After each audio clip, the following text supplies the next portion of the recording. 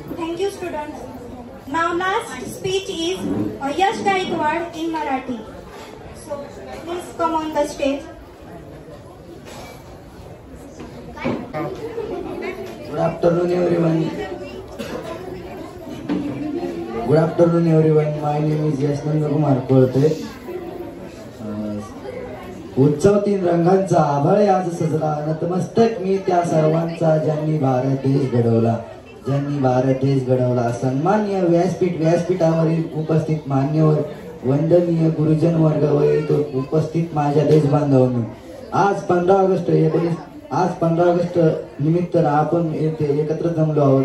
सर्वप्रथम तुम्हा सर्वांना 15 ऑगस्टच्या खूप शुभेच्छा. 15 ऑगस्ट 1947 रोजी आपला भारत देश इंग्रजांच्या अनेक वर्षांच्या गुलामगिरीतून मुक्त झाला होता. स्वातंत्र्य प्राप्तीसाठी अनेक महान शूरवीरांनी आपल्या देशाच्या स्वातंत्र्यासाठी प्राण लावले. भगतसिंग, सुखदेव, राजगुरू अशा अनेक महान शूरवीरांनी आपल्या देशाच्या स्वातंत्र्यासाठी प्राण लावले.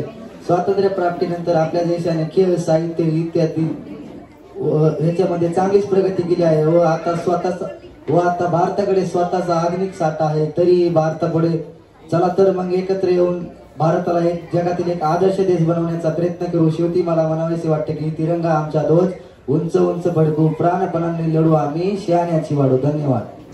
जय भारत.